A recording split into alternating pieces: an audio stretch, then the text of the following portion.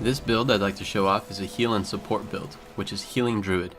Druid has very good damage buffs that make it meta to most often take 2 Druids per raid group, making them always in demand. Most meta elitist groups take a Condi damage version of Druid for extra damage along with the Druid buffs, but the most practical and safe option is to take a Healing Druid to help your team stay alive as well as bringing the necessary buffs. I believe the build I am showing off is very close to what people consider the meta heal Druid, which can be a little complicated and you have your team relying on you for heals, but I will try and explain it in a way that will make it simple enough to play. Your main job in this role is to keep your team alive and provide the Druid specific buffs. You will most likely be on the bottom of the DPS charts, which is perfectly fine if you do your other tasks correctly. For this build I use mostly Magi's gear with some Zealots just for fun. And in some of my trinkets I have platinum doubloons for extra boon duration because you can keep up regeneration, fury, and some might effectively with this build. Many druids like to run minstrel's gear for the boon duration, but it is dangerous to have too much toughness in your build because some raid bosses focus the player with the highest toughness, and usually this build does not fill the tank role, so I suggest keeping your toughness low. Other than that, you can really go for anything that gives you healing power and maybe some boon duration if you want. I also use monk runes because they are without question the best for healing, but if you see fit, you can pick up something else with high heals. Your main weapon for the heals will be the staff. On my second set, I use a sword and warhorn for a little bit of damage and the boons that the warhorn 5 skill brings, when you don't need the staff for heals. You can use any other weapon in your second set though if you see fit. Some druids like bringing longbow for the range and the knockback, but it's really up to you. Also, you can just stay on staff the entire time if you see fit. In both weapon sets, I take water and transference sigils for more healing. If you want a cheaper option, you can take the major transference sigil instead of the superior one. Also, exotic gear is more acceptable in this build because healing power is notorious for scaling poorly anyways, so you won't see a major difference.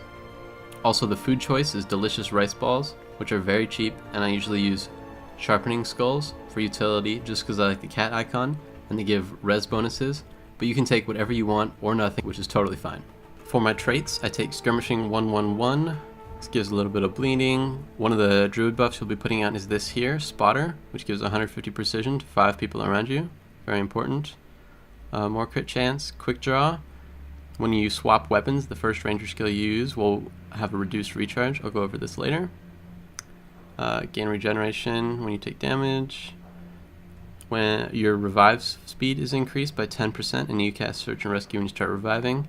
Helpful for rezzing allies. Gain boon gives it to your pet.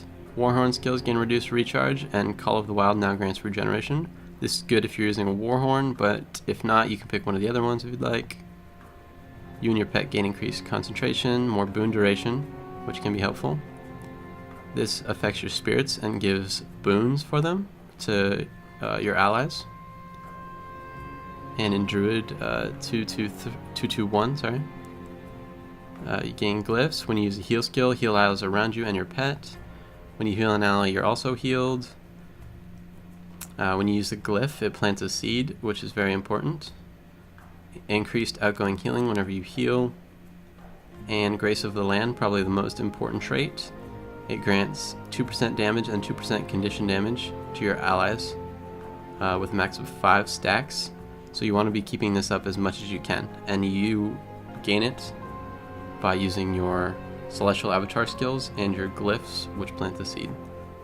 Now for my pets, I usually take Jungle Stalker for a little bit of extra might, but you can also take Tiger if your group is struggling with Fury uptime, or Fernhound for more regeneration, or whatever else you see fit.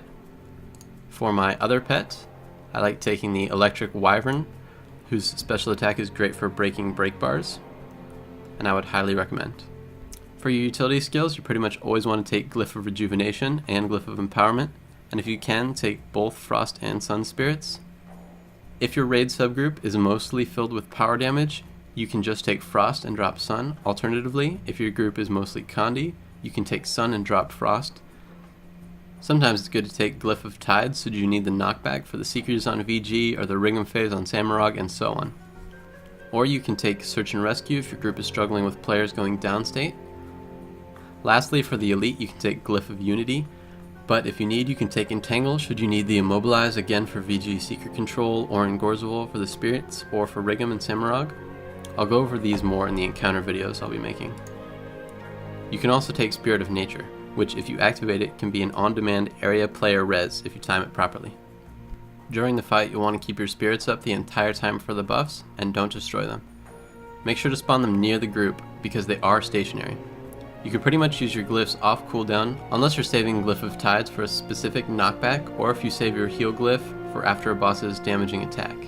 You want to make sure to keep up as much Grace of the Land as you can throughout the fight, which you produce using glyphs and the abilities in Celestial Avatar form to the teammates around you, so try to stay close to your group or right behind them.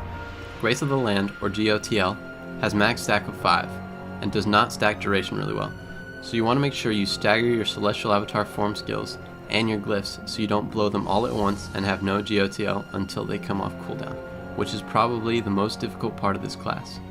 You can use your Celestial Avatar off cooldown for the GOTL buffs, or save it for the heals. That's something you'll have to decide based on how well the fight is going. There really isn't a set rotation for this build because you'll have to react to the situation and your team's health.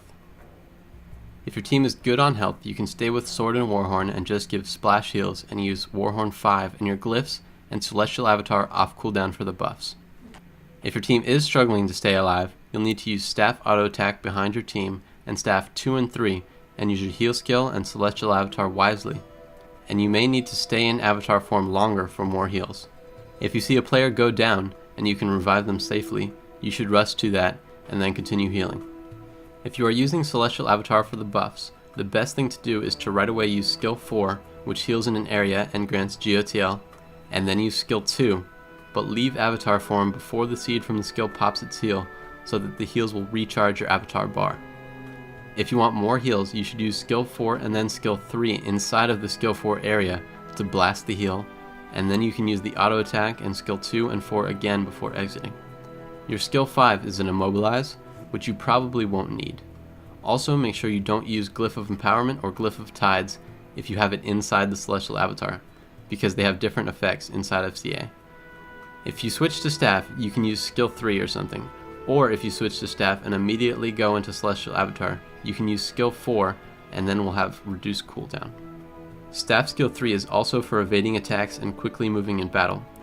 Your Staff 4 can be a handy Immobilize, and Staff 5 turns hurtful projectiles into healing projectiles, which can be used to combat projectiles from Matthias and Cairn and so on.